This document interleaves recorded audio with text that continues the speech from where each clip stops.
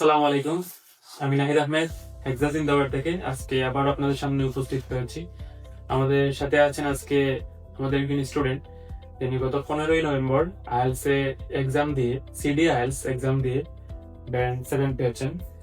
তো আমি আজকে ওনাকে পরিচয় করিয়ে দিব আপনাদের সামনে এবং ওনার কাছ থেকে ওনার এই সফলতার গল্প আমরা শুনবো।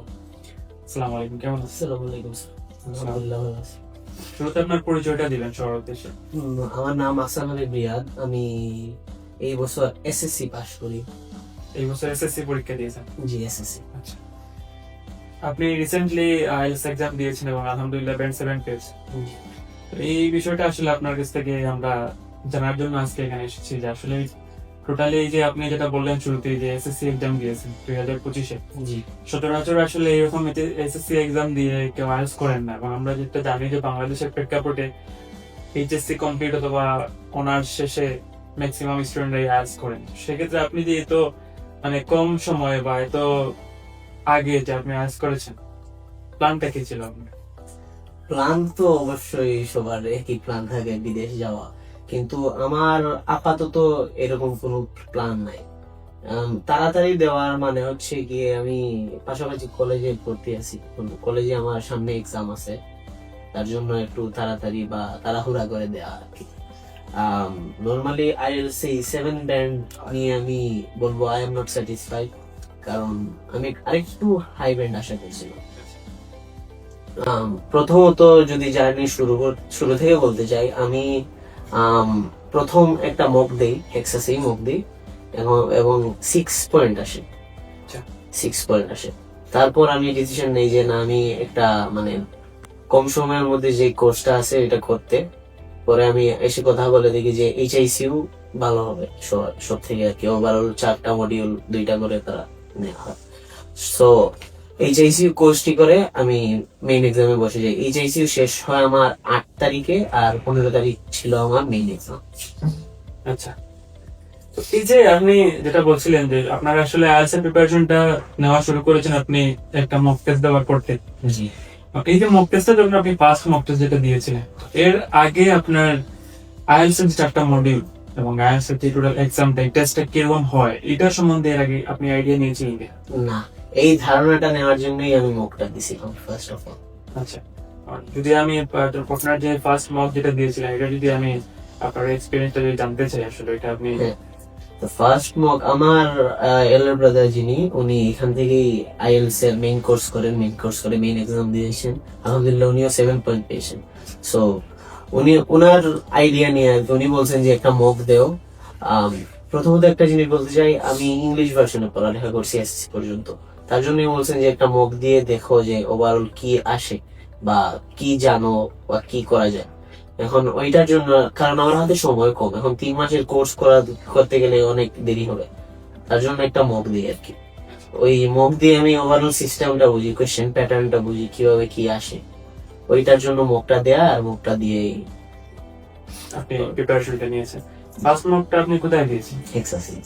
এক্সাম জিন্দাবাদে। জি, জিন্দাবাদ। আর কেমন ওই টেস্টে আপনার স্কোর কি আসছিল? 6 আসছিল, ওভারঅল 6 পয়েন্ট। ওভার 6 পয়েন্ট আসছে। আচ্ছা, এই যে আপনি হেক্সা জিন্দাবাজারে এইচএসসি কোর্স করেছেন এবং এর আগে আপনি হেক্সা জিন্দাবাজারে হয়তো তেমন একটা হয়তো আপনি ওইভাবে স্টুডেন্ট ছিলেন না, বাট হয়তো একটা মক টেস্ট দেওয়ার পরে আপনি স্টুডেন্ট হয়েছেন অফিসিয়ালি। এই যে এইচএসসি, যেহেতু আপনি এইচএসসি স্টুডেন্ট, তো এইচএসসি ব্যাপারে যদি আপনি জানতে চাই আমরা যে এইচএসসি যে আপনি এই 21 দিনের যে কোর্সটা করলেন এবং যেটা আপনি বলছিলেন যে প্রতিদিন 2টা করে সেশন আমরা নেই, ওভারঅল যদি আমি এইচএসসি এই টোটাল গাইডলাইন, টিচার্স যারা আছেন তাদের যে গাইডলাইন বা যে ফেসিলিটি সবকিছু মিলিয়ে আপনাকে আসলে আপনি কি চিন্তা করেছিলেন যে আসলে এটা কেন মনে হইলো যে এইচএসসিটা আপনার জন্য শুধু এনাফ হবে? এটা এইচআইসিউ এনাফ হবে। আমি আরেকটা জিনিস যদি বলি, আমি এইচআইসিউ এর বাইরে বা এইচআইসিউ হোমওয়ার্কের বাইরে ঘরে প্র্যাকটিস করিনি, একদমই করিনি। তারপর আরেকটা জিনিস, যে আমার মামার বিয়ে ছিল এক্সামের আগের দিনই, ঠিক আগের দিন। আমি ওইখানে একটু বিজি ছিলাম 4-5 দিন, তো আমি প্র্যাকটিস করতে পারিনি একেবারেই। বাসায় এমনি পড়ালেখা করি। পাশাপাশি আমার বিকেল বেলা আমি আসতাম এখানে সন্ধ্যার সময়, আর দিনে আমার থাকতো কলেজ, আর আমি বাসায় তেমন একটা টাইমও পাইনি। ওইটার জন্য আমি বলবো এইচআইসিউ পারফেক্ট। কেন? এইচআইসিউ তে 3 ঘন্টা ক্লাস নেওয়া হয়, টানা 3 ঘন্টা একটা মডিউলকে ভালো করে বুঝায়, একটা কোয়েশ্চেন প্যাটার্নকে ভালো করে এক্সপ্লেইন করা হয় টিচারদের দ্বারা। টিচাররা অনেক এক্সপিরিয়েন্সড, খুব মানে ভালো করে গাইড দেন। ওইটার জন্য আমি বলতে পারতেছি যে না, এইচএসসি আমার কাজে আসছে actually। আচ্ছা, ওকে, জানলাম আমরা আসলে এইচএসসি থেকে আপনি আপনার বেনিফিটস আসলে কি হয়েছিল। এখন যেটা বর্তমান সময় যেটা মেইন যে বিষয়টা, এটা হচ্ছে যে ইউকেবি এক্সাম আমাদের কম্পিউটার বেসড হয়ে গেছে টোটালি। স্ট্যান্ডার্ডটা হয়তো বাকি আছে, সেটা হয়তো যে কোনো সময় তো হয়ে যেতে পারে, এরকম একটা পসিবিলিটি আছে। তো এই যে আপনি যে সিডি এক্সামটা দিয়েছেন, সিডি এক্সাম নিয়ে কিন্তু ম্যাক্সিমাম স্টুডেন্ট একটা ভয়, একটা কনফিউশন কাজ করে এখন পর্যন্ত। যেহেতু জুলাই থেকে আসলে ওইটা কার্যকর হয়েছে, অলমোস্ট প্রায় 6 মান্থ কাছাকাছি চলে আসছে, তারপরে স্টুডেন্ট একটু কনফিউশন আছে। আপনি যেহেতু সিডি এক্সাম দিয়েছেন, আপনি আপনার জায়গা থেকে যদি একটু বিষয়টা একটু ক্লিয়ার করতেন যে আসলে কি এটা ভয়ের কিনা। এটা ইউকেবি এর জন্য সিডি এক্সাম দিছি তেমন না, আমার মূল সিডি দেওয়া যায় শুনে আমি অনেক খুশি হয়েছিলাম। কারণ আপনি যদি খেয়াল করেন, আমার বয়স কম, আমি কম্পিউটার প্রায় চালাই, গেমস খেলি, অনেক কিছু। তো কম্পিউটার শুনে আরো আমার আরেকটা জিনিস আছে, যেমন রাইটিং পার্টে আমার জন্য হার্ড হয়ে যাবে, কারণ আমার হ্যান্ড রাইটিং একদমই ভালো না। আচ্ছা, ওইটার জন্য আমার সিডিং এক্সাম অনেক বেনিফিট আসছে, তারপর টাইম বাঁচছে অনেক। নর্মালি আমি এইচআইসিউ সেশন যে করছি, এটা পেপার বেস করছি, কারণ এইচআইসিউ সেশন আমার কলেজের সাথে মিলে না কম্পিউটার বেস। আচ্ছা, তার জন্য পেপার বেসড আমি প্রিপারেশন নিয়েছি, আর কম্পিউটার বেসডে মক দিছি, কয়েকটা এক্সাম দিছি। সিডি আমি বলবো পেপার থেকে অনেক ইজি। আর সিডি দিয়ে আমি রাইটিং পার্ট, স্পেসিফিক্যালি রাইটিং পার্টের কথা যদি বলি, আমি যে ক্লাসে রাইটিং করতাম ওইটা থেকে সিডি বা মকে আমার কম সময় লাগছে, বা কম্পিউটার আমার কম সময় নিয়ে লাগতো আর কি। আচ্ছা, এই যে একটা বিষয় আমাদেরকে প্রায় স্টুডেন্টরা এরকম কোয়েশ্চেন করে থাকেন যে আসলে সিডি এক্সাম দিতে গেলে কম্পিউটার আসলে কতটুকু এক্সপার্ট হইতে হবে, আমার বেসিক কম্পিউটার জানা লাগবে কিনা। এক্সপার্ট বেসিক আমি বলবো জানা এত ম্যান্ডেটরি না, কারণ আমি বলি ওইটাতে শুধু আপনারা ওই বা যেই করতেছেন উনি লিখবেন বা টাইপিং করবেন, টাইপিং আর রিডিং বা লিসেনিং এ, রিডিং অনেক জিনিস কপি পেস্ট করা যায়, স্পেলিং অনেকে স্পেলিং জানেন না, জি। কপি আর পেস্ট করা যায়, কিন্তু সিডি তে ওইটা করা যায়। আরেকটা জিনিস একটা আমরা এখন শুনছি আমি যে পেপার পেস্টে পেন দিয়ে লেখা লাগে, আগে মনে হয় পেন্সিল ছিল। হ্যাঁ, আগে পেন্সিল ছিল। তো এখন কিন্তু একটা জিনিস ভুল হইলে কাটাকাটি করতে হবে, আবার পিছনে গিয়ে ইরেজ করা যাবে না, কিন্তু কম্পিউটার বেসড ওইটা করা যায়, পিছনে গিয়ে কেটে আবার বানান চেক করা যায়, সবকিছু চেক করা যায়। একটা যদি আমি ফার্স্ট লাইনে ভুল করে লাস্ট লাইনে চলে আসি, আমার মাথায় নাই, আমি পরের বার চেক করে এটা ঠিক করতে পারবো, কিন্তু রিটেনে এটা করা যায় না।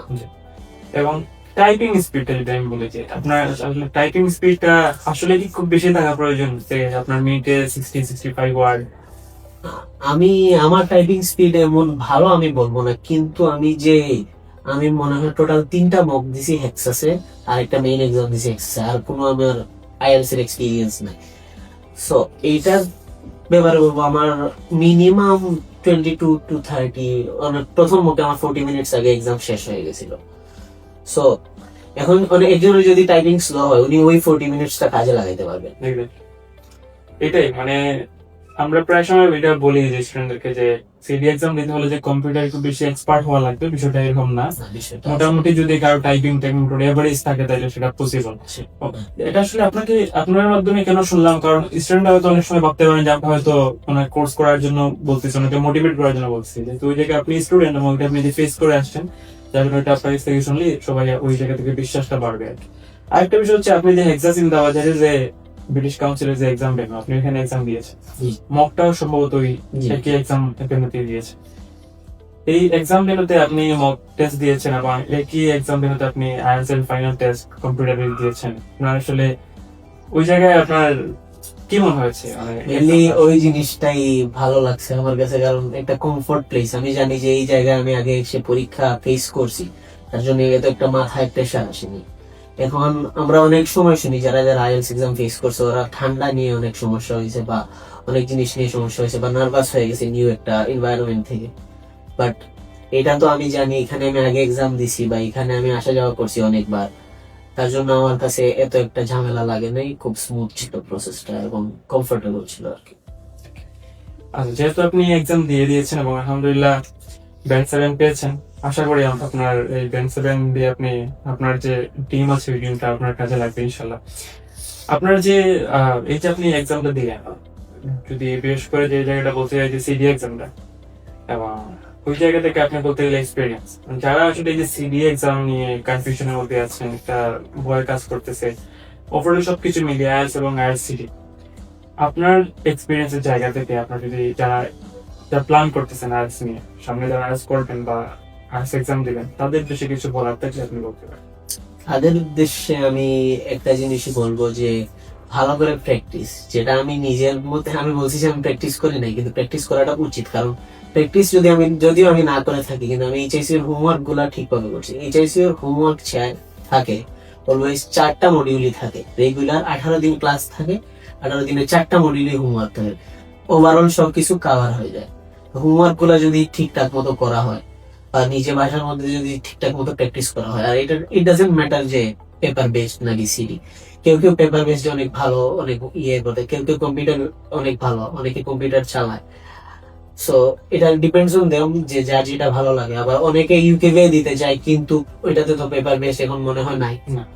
তাদের জন্য আমি বলবো যে একটু প্র্যাকটিস করলে হয়ে যাবে, এটা এত হার্ড জিনিস না, মানে এত হাই স্কিল থাকতে হবে কম্পিউটারের উপরে যে এটা ম্যান্ডেটরি না। ধন্যবাদ আহসান হাবিব রিয়াদ, আপনার মূল্যবান সময় দিয়ে আমাদের সহযোগিতা করার জন্য। আমরা শুনলাম রিয়াদ স্যারের কাছ থেকে ওনার এই সফলতার গল্প। উনি আসলে এসএসসি এক্সাম দিয়েছেন রিসেন্টলি 2025-এ, এবং আসলে এই সময়টায় নর্মালি আমরা যেটা দেখি যে আসলে কেউ ওইভাবে আইএলটিএস এর প্রিপারেশন নেন না, বাট উনি ওই জায়গা থেকে আইএলটিএস এর প্রিপারেশন নিয়েছেন, সেটা যে কারণেই হোক ওনার প্ল্যান ছিল ওইভাবে, এবং উনি সিডি এক্সামও দিয়েছেন।